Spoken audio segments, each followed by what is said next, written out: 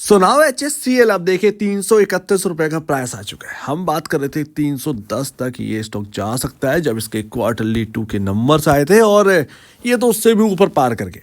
तो अभी ऐसा क्या हुआ है कि केमिकल स्टॉक्स के अंदर तेजी बन रही है, साथ ही जो HSCL है वो सबसे पहले परफॉर्म करना स्टार्ट करता है। और जब ये 300 रुपए क्रॉस किया तो क्या अब ये 400 की ओर बढ़ सकता है?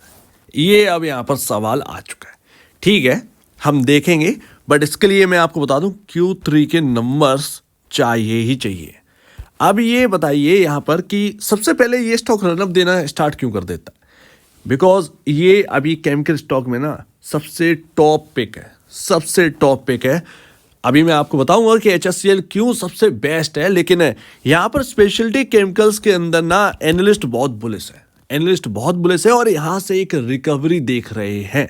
सो दैट इसीलिए केमिकल स्टॉक्स फेवरेबल हैं सभी के, और यहाँ पर जो मनाए किसी भी स्टॉक के अंदर तेजी बनने लगती है एक्चुअल में। लेकिन जो अगर आप देखेंगे फंडामेंटली HSCL जैसा कोई भी नहीं दिखेगा।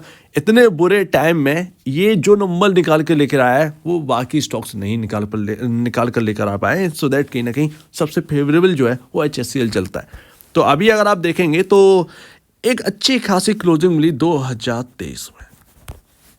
2024 की शुरुआती दौर में यहाँ पर तेजी हमें देखने को मिली। अब इस तेजी को और प्ले करने के लिए जो हम बात कर रहे हैं 400 रुपये कोई बड़ी बात नहीं है। Q3 के नंबर डिसाइड कर देंगे ये कहाँ जाना है। हमें दोबारा वही चीज़ जो पिछली बार हमने देखी थी, वैल्यूएशन कंफर्ट, इस बार भी वैल्यूएशन कंफर्ट हमें चाहिए ही चाहिए। जितना वैल्यूएशन कंफर्ट हर क्वार्टर में आएगा उतना ही इनकी ताकत जो है ना वो बढ़ती जाएगी HSCL की, और ज़्यादा ऊपर चलने की, और ज़्यादा हायर साइड चलने की। लेकिन मैं आपको बताऊं कि यहाँ पर नई खरीदारी करनी है या नहीं करनी है, बहुत ही एक तरीके से ना स्टॉप लॉस रख कर स्टॉप लॉसेस प्लेस कर करके ये यहाँ पर करना है। तो अच्छी वाली बात है भैया, यहाँ पर जो है मार्केट के 15,000 करोड़ के अराउंड पहुँच गए, यानी कि 5,000 करोड़ का मार्केट कैप और यहाँ पर जो है अचीव कर लिया इस कंपनी ने। 15,000 करोड़ की कंपनी बन चुकी है HSCL, और यहाँ पर और इंक्रीज होगी। और जिस तरीके से 4,000 प्लस करोड़ रुपए कंपनी खर्च करेगी कहीं ना कहीं 2026 से 2027 का EV की बैटरी के लिए यहाँ पर जो प्लांट लगाना है उसके अंदर खर्च करने वाली जहाँ तक है। और ये खबर आ गई थी, फिगर मुझे याद नहीं है 3,000 या 4,000 करोड़ है, वो यहाँ पर थोड़ा सा देखना होगा, बट थोड़े से न्यूज़ पुरानी होगी, लेकिन फिर भी काम वाली है भैया। बिरला टायर का एक्विजिशन कर लिया है इन्होंने, इनके साथ एक और जॉइंट वेंचर में आए थे, यानी कि दोनों ने मिलकर यहाँ पर जो है कर लिया। ठीक है, कुछ अच्छी चीज़ें जो हैं लगातार हो रही हैं, EV के अंदर भी पैर जो है वो पसारे जा रहे हैं इस कंपनी की तरफ से, ये एक बढ़िया बात है। फिलहाल अगर आप देखें तो 44.71 का P रेशियो हमें देखने को मिल रहा है। इस स्टॉक को हम कवर कर रहे हैं 50 रुपये से, लगातार 50-40 रुपये से कवर कर रहे हैं अब तक का। तो भैया जिस हिसाब से इसने बनाया है पैसा वो तो बढ़िया है। मैं यहाँ से कह सकता हूँ कि अगर ये क्वार्टरली नंबर कुछ इसी तरीके से लाता रहा तो ये डबल हो जाएगा इस जगह से भी, यानी 600-700 रुपये जो है ना, बड़ी बात नहीं है इस स्टॉक का चलना, इस स्टॉक का जाना। ये तो यहाँ पर मैटर ऑफ टाइम, ये 2 दिन में नहीं होगा, लेकिन फिर भी ये जा सकता है। यहाँ पर अगर आप देखें तो 44.71 का P रेशियो है, 41 के अराउंड यहाँ पर इंडस्ट्री भी चल रहा है। अगर आप देखेंगे तो 3.71 के अराउंड हमें थोड़ा सा रिस्क प्रीमियम देखने मिला है, यानी कि 21 से 23 रुपये के अराउंड हमें थोड़ा सा ज़्यादा महंगा हमें HSCL देखने मिला है।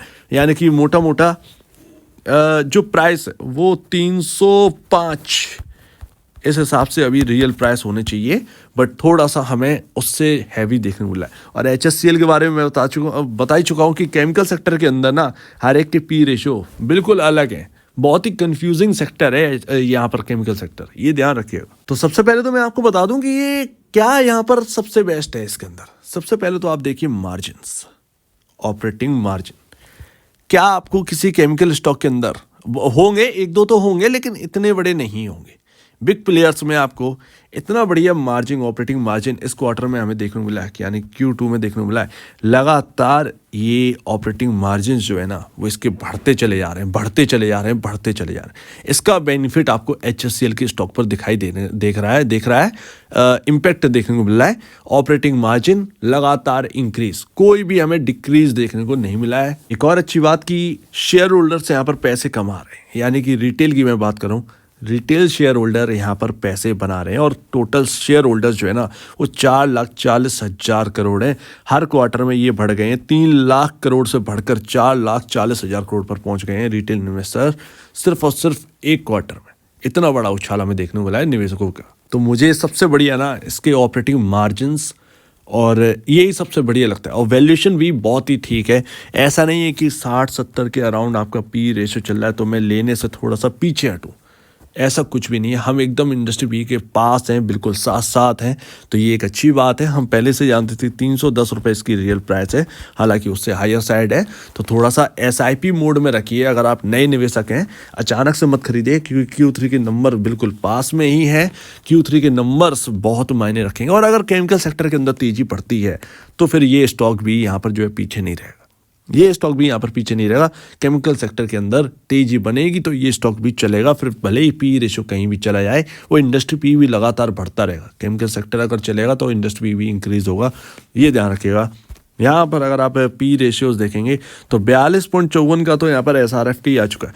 बहुत सारे इस लिस्ट में, मैं पूरी लिस्ट नहीं दिखा पा रहा हूँ, बहुत सारे स्टॉक्स हैं जो कि 40+ के पी पर वर्क कर रहे हैं। तो आप 44 के पी पर वर्क कर रहे हैं तो कोई बहुत बड़ी बात नहीं है, बहुत ख़राब बात नहीं है।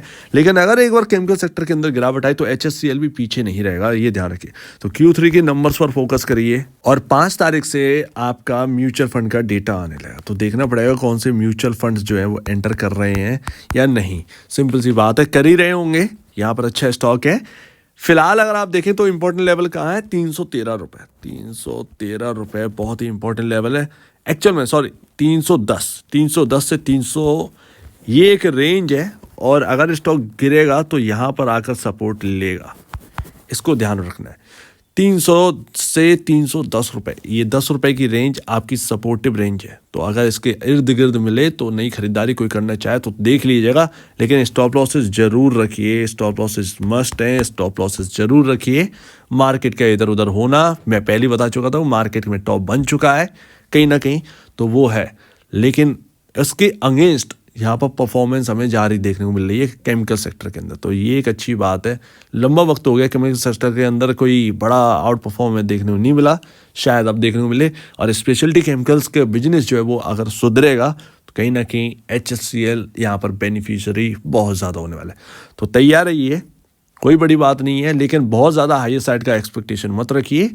अगर इन्वेस्टेड है तो इन्वेस्टेड रहिए, लेकिन स्टॉप लॉसेस जो है वो मैनेज करना ही करना है, ये ध्यान रखिएगा। तो आपका क्या कहना है इसके ऊपर कमेंट सेक्शन में, और अपडेट्स में वीडियो देखने के लिए बहुत धन्यवाद दोस्तों।